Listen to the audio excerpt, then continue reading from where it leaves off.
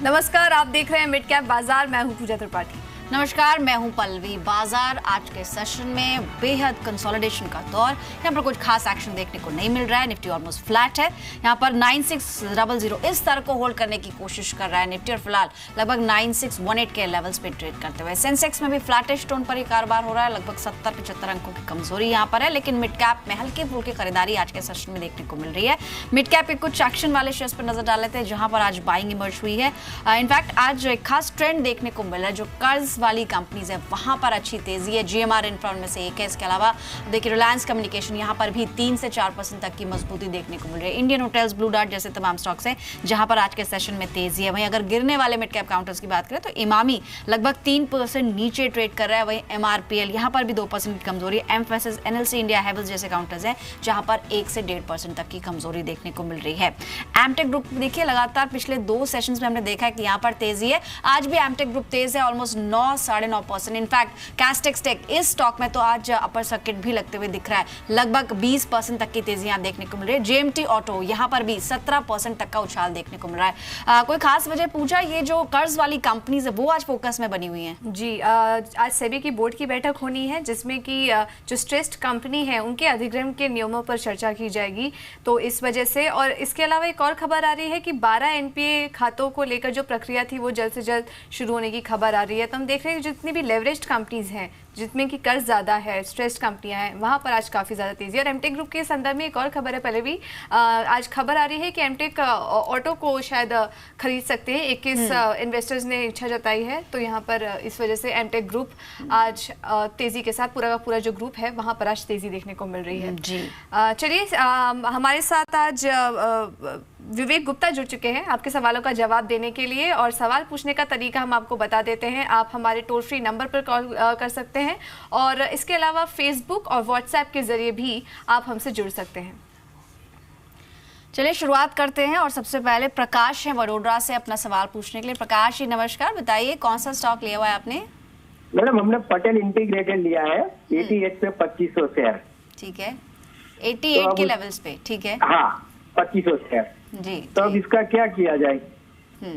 फायदे में है और यहाँ पर पूछना वाजिब भी बनता है कि अब इस तेजी में क्या कर सकते हैं। क्या पार्शियल मुनाफे को बुक कर लें या फिर अभी जीएसटी रोल आउट तक थोड़ा रुकना चाहिए? विवेक क्या सजेस्ट करेंगे? इनकी खरीद अच्छे लेवल्स की है और इनको फायदा हो रहा है। आज 1% तेज भी है स्टॉक, क्या करें अभी? Good afternoon. मुझे लगता है ओवरऑल पटेल इंजीनियरिंग काफ़ी अच्छे बुलिश ट्रेंड में है। अगर डेली चार्ट्स में देखें तो एक राइजिंग ट्रेंड चैनल में ट्रेड कर रहा है। 82 से लेकर 83 की जो रेंज है काफ़ी इंपॉर्टेंट सपोर्ट है। तो एक राइजिंग ट्रेंड चैनल में ट्रेड कर रहा है। 82 से लेकर 83 की जो रेंज है काफ़ी इंपॉर्टेंट सपोर्ट रेंज है। मुझे लगता है फिलहाल इनको स्टॉक को होल्ड करना चाहिए 82 के स्टॉप लॉस साथ। ऊपर में मुझे लगता है 112 तक के लेवल्स देखे जा सकते हैं। 1 से 1.5 महीने की होल्डिंग पीरियड रखनी चाहिए प्रकाश जी को। ओके, तो और तमाम लॉजिस्टिक शेयरों में आज तेजी भी है और पटेल इंटीग्रेटेड भी आज मजबूती के साथ कारोबार कर रहा है। होल्ड करके रखिए, 112 के लेवल्स आपको स्टॉक में देखने को मिल सकते हैं। अगले कॉलर हमारे साथ लाइन पर हैं सूरत से अभिषेक वर्मा। नमस्कार अभिषेक, पूछिए कौन सा स्टॉक है आपके पास? नमस्कार, मेरा साउथ इंडिया बैंक है 200 शेयर 29.10 पे।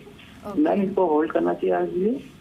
आपने इंट्राडे के लिहाज से लिया ये स्टॉक, कब तक होल्ड कर सकते हैं? नहीं, अभी लॉन्ग टर्म में लॉन्ग टर्म के लिए होल्ड कर सकते हैं। इनफैक्ट पहले भी आपको याद है कल भी हमारे पास एक साउथ इंडियन बैंक पर ही एक सवाल आया था और वो भी लॉन्ग टर्म के ही नज़रिया था इनका। और यहाँ पर उनका कहना था कि 35 के लेवल्स देखने को मिल सकते हैं। रुचित जैन ने ये राय दी थी। चलिए एक और यहाँ पर एनालिस्ट की राय ले लेते हैं विवेक की।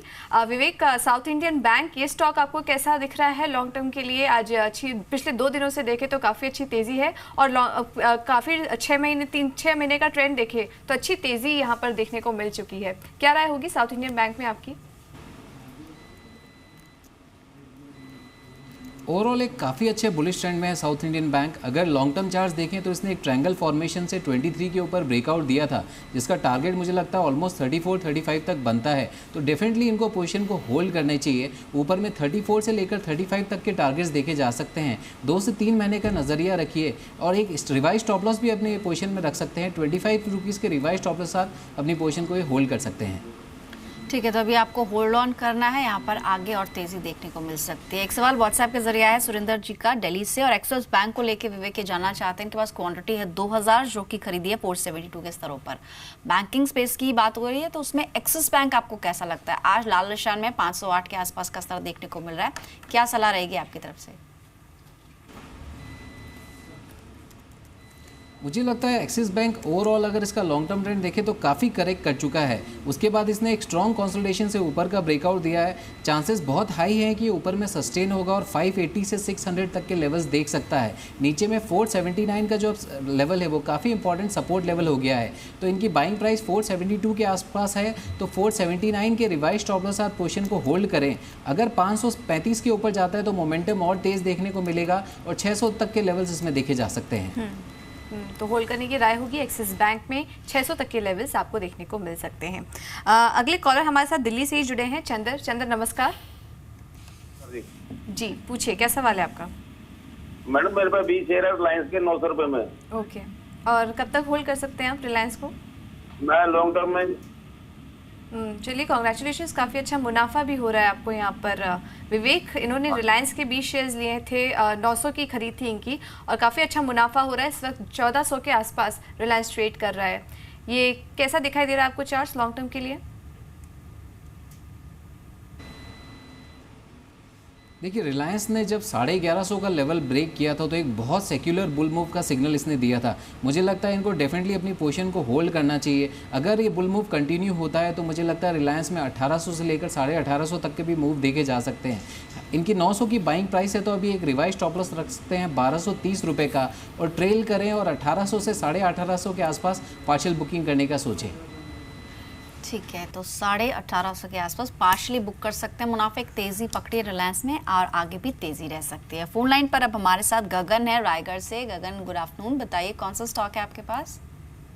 मेरे पास प्रोजोन इंटू के शेयर है, 400 शेयर है, 44 रुपए के भाव पे। ओके, और कितने समय से होल्ड कर रहे हैं इसे आप? मैम मैं इसको ट्रेडिंग पर्पस के लिए लिया हूँ। तो आपने खरीदा कब था? ये मैंने 2-3 दिन पहले लिए हैं। ठीक है, ठीक है। ट्रेडिंग के लिहाज से इन्होंने लिया। प्रोजोन इंडिया इनकी खरीदे 44 के लेवल्स की, आज देखें तो 42.95 के स्तरों पर है। 1% की कमजोरी दिखा रहा है। विवेक, क्या सजेस्ट करेंगे प्रोजोन इंटू प्रॉपर्टीज में, क्या कर सकते हैं आगे? देखिए, प्रोजोन का टेक्निकली चार्ट देखें तो चार्ट बुलिश है। 40 के ऊपर एक स्ट्रॉन्ग ब्रेकआउट हुआ था, इसके ऊपर मुझे लगता है मोमेंटम बना रह सकता है। इनको थोड़ा सा नज़रिया अपना इन्हें ट्रेडिंग के हिसाब से लिया था तो मुझे लगता है 15 से 20 दिन का होल्डिंग पीरियड रखिए। नीचे में 39 के स्टॉप लॉस साथ अपनी पोजीशन को होल्ड कीजिए।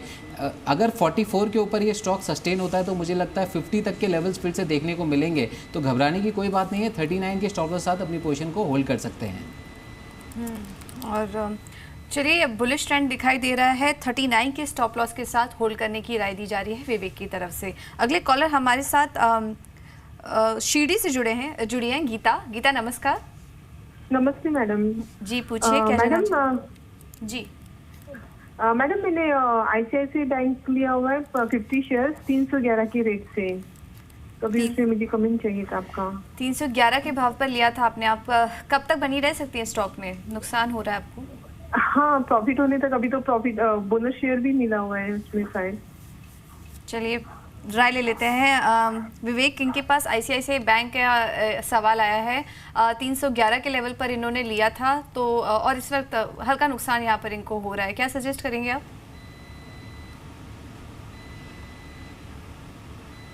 डेफिनेटली इनको बने रहना चाहिए, क्योंकि ICICI बैंक में अगर देखें तो डेली चार्ट्स में 270 के ऊपर जो ब्रेकआउट हुआ था वो एक सिग्निफिकेंट अप मूव का सिग्नल था। मुझे लगता है अभी भी ICICI बैंक 330 से लेकर 335 के लेवल शॉर्ट टर्म में, और अगर रैली कंटिन्यू होती है तो 350 तक भी ये रैली राइड हो सकती है। तो अपनी पोजीशन में डेफिनेटली बने रहें।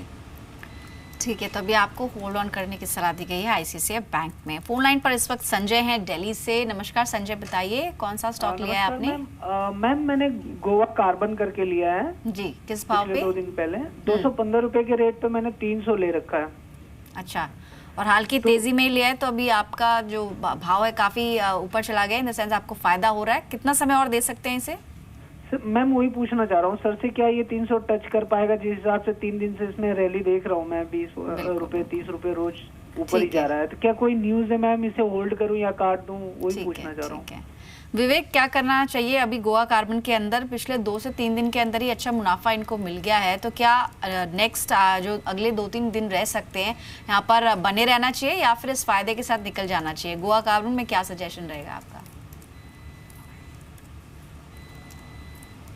देखिए, गोवा कार्बन ने पिछले 9 साल का चार्ट देखें तो इसने 9 साल का जो हाई था उसको ब्रेक किया 160 के ऊपर और एक क्विक मोमेंटम देखने को मिला है विद ह्यूज वॉल्यूम्स। चांसेस बहुत हाई है कि ये स्टॉक अपने एक नए ऑर्बिट में जाने की कोशिश करेगा। ऐसे में इनको एक काफ़ी अच्छी एंट्री मिली है। डेफिनेटली अपनी पोजीशन को ट्रेल करना चाहिए, अपने स्टॉप लॉस को रिवाइज करके ट्रेल करते रहें। 300 तक भी ये स्टॉक जा सकता है। फिलहाल मैं सलाह दूंगा 225 का एक रिवाइज स्टॉप लॉस रखें और अपनी पोजीशन को होल्ड करें। 275 तक अगर स्टॉक जाता है तो 240 के आसपास ही अपना रिवाइज स्टॉप लॉस करके 300 के टारगेट के लिए जरूर ट्रेल करें। तो होल्ड करने की राय यहाँ पर विवेक की तरफ से और अच्छी रैली देखने को मिल रही है। आज भी ये स्टॉक करीब 4% की मजबूती के साथ कारोबार कर रहा है। अगले कॉलर हमारे साथ गाजियाबाद से जुड़े हैं प्रतीक। प्रतीक नमस्कार। नमस्कार जी, पूछिए क्या जानना चाह रहे हैं आप? मेरे सवाल एमआरपीएल को लेके। एक्चुअली मेरे पास एमआरपीएल के 2000 शेयर्स हैं आईपीओ के रेट के। ओके। तो मुझे मतलब फ्रेंड्स की तरफ से डिस्कशन ऐसा लगता है कि ये 400-500 का लेवल भी टच कर सकता है, तो मतलब मुझे क्या करना चाहिए इसमें? चलिए राय ले लेते हैं। विवेक, क्या राय होगी आपकी एमआरपीएल पर? इनके पास जो शेयर्स हैं वो आईपीओ के भाव पर हैं और ये जानना चाह रहे हैं कि क्या 500 तक के भी लेवल्स देखने को मिल सकते हैं स्टॉक में?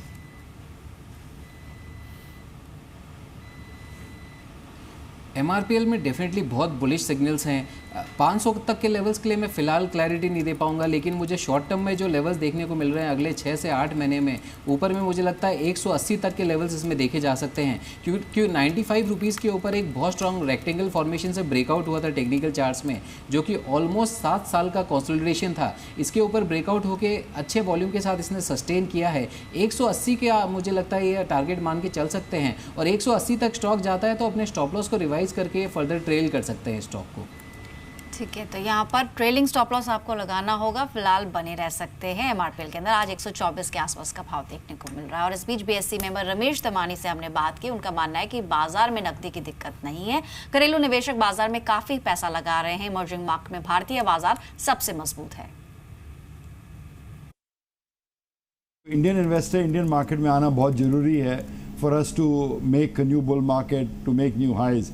जो अब देख रहे हैं अभी फॉर द फर्स्ट टाइम, जैसे आप जानते ही हैं म्यूचुअल फंड्स के अंदर एकदम भरमार पैसा आ रहा है and this money is not going away. अगर घटता है तो और कन्विक्शन के साथ आता है। इसके लिए if liquidity is the most important criterion for a bull market, I think liquidity will continue to be very strong and I think the investors in India are not misplacing their confidence. I think there's a good structural growth story. मैं ये नहीं बोलता हूँ कि कल correction नहीं आएगा या कल बाजार नहीं घट सकता है। ये तो होता ही है बाजार में, ऊपर नीचे तो होता ही है। बट जो हिंदुस्तानी निवेशक है वो भारत के बाजार को समझ चुके हैं, देख चुके हैं, पसंद कर चुके हैं और उनका पैसा मेरे हिसाब से अगले कई सालों तक आता ही रहेगा। मेरा पर्टिकुलर प्रेफरेंस है for large liquid companies that are located in metro areas. अगर आप वो देखें those companies are doing very well right now और मेरे हिसाब से ये भावों से भी काफ़ी बढ़ सकते हैं over the next 2-3 years. So I would suggest you remain invested in those real estate companies, large liquid companies जो सब जानते हैं, those companies I prefer. Consumption theme, I think next 1 or 2 quarters there will be some trouble because of GST. I think sales कौन सी quarter में recognise होंगे, शायद once July 1 comes, sales might dip. So I think we have to give 3 to 6 months before they start booming again. But ये consumption can be played through various ways. Real estate, residential apartments is also real estate, is a consumption theme. So I would say consumption, yes, still bullish on. जो मुझे लगता है लेकिन 3 to 6 महीने थोड़ी volatility रहेगी for these stocks. तो चलिए, ये थे रमेश दमानी और रियल एस्टेट पर ये काफ़ी बुलिश दिखाई दे रहे थे।